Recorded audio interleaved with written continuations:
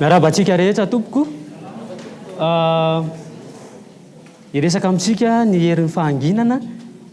Tsy hoe tsy teny akory zay eto, fa tsy maintsy teny a. Na hoe herin'ny fahanginana lizy dia tsy maintsy teny a. Dia alohan'ny tenenako a vao miresakitsika hoe fahanginana dia misy oam-pitenenana tonga ao an-tsaintsika ao. Inona lizy hoe? Zay, zay mangina volamena. Zay mangina volamena. Marina mihitsy zay, zay mangina volamena. Eny, sady tsy le valin'le izy. Aminaly izy a, eny sady tsy. Eny sady tsy valiny a. Satria manahoana? Manaraka aloha ary i ampilaza antsika hoe iza daholo reto olo-malaza zay ho asehoko anareo hoe.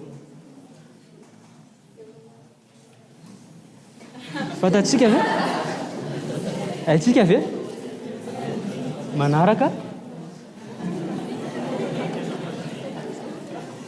niny? Ho an'izay tsy malala aloha na malala daholo ary. Mr Bina ositsika, le anankiray. Dia Kaby le anankiray, tiktoker tena malaza be. Manerana any Eropa, maneran-tany. Farany Zarlo le farany. Inona ny point commun na teboka iraisan'ireo olona anankitelo ireo?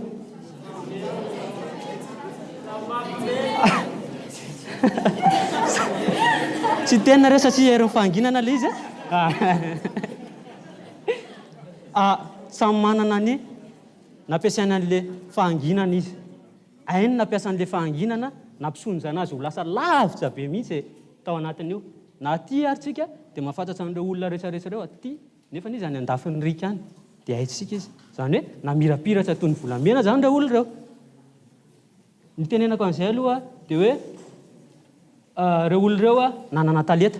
Tsy voatery manana talenta vao afaka ampiasan'ny fahanginana ho lasa hanonja ny fiainanao ho lasa lavitra.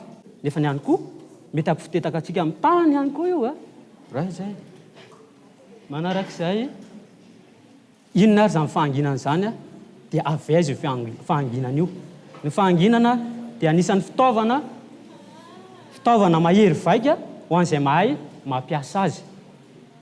Tsinjiko tsara ho an'izay mahay mampiasa azy mihitsy dia fitaovana mahery vaika izy. Avy aiza izy? Avy amin'Andriamanitra ny fahanginana. Satria sia avy amin'Andriamanitra. Avy amin'Andriamanitra ny fahanginana. Dia manana hery lehibe anankiroa ny fahanginana. Voalohany hery afaka ny ampisonjanao ho lasa lavitra be ho mpandresy eo amin'ny fiainana. Zay le hery voalohany. Hery faharoa dia hery mety ampifitetaka anao amin'ny tany ary mety hitondra aretina ho anao satria raha mangina eo foana ianao nefa nataon'olona tsy haiko ohatran'ny antenen'le vehivavy teo hoe nareo ohatr'izao ohatr'izao. Dia eo ianao mangina fotsiny ihany dia maninona? Marary fo ianao rehefa avy eo. Mety hiraviravy tanana koa ianao manoloana ny zavatra mety mitsanga eo amin'ny fiarahamonina. Tsy handraiandraikitra mihitsy ianao satria mangina ianao, tsy hainao mampiasa an'ilay fahanginana amin'izay fotoana izay. Manarak'izay mety hitarika anao any amin'ny fahafatesany izany fahanginanao zany raha tsy hainao ny mampiasa azy. Inona ihany koa fahanginana? Fahanginana dia bouclier. Zany hoe fiarovana ho anao ny fahanginana ho an'ny fiainanao manokana. Satria manko ny fiainantsika dia toy ny boky. Toy ny boky ny fiainantsika. Raha be tatasika loatra ianao araka le fiteny na hoe teny foana titinina dia maninona? Lasa vakian'olona fotsiny ny fiainanao zay mandalo dia mamaky daholo. Ianona hono, mananona hono, mananona hono. Tsy dia maninona loatra raha mamaky fotsiny ireny olona ireny. Tsy dia maninona. Fa raha sianjan'ny voay mamaky an'ilay boky. Raha sianjan'ilay voay dia ahoana? Izao amin'ny fijerin'ilay voay izao. Hafahafa ihany ilay fijerin'ilay voay Raha sianjan'ilay voay zany dia ho potipotika sy rava amin'ny fiainanao. Ny voay tompoko tsy ny lehilahy rery ny voay. Misy voay voavy dia misy voay lahy.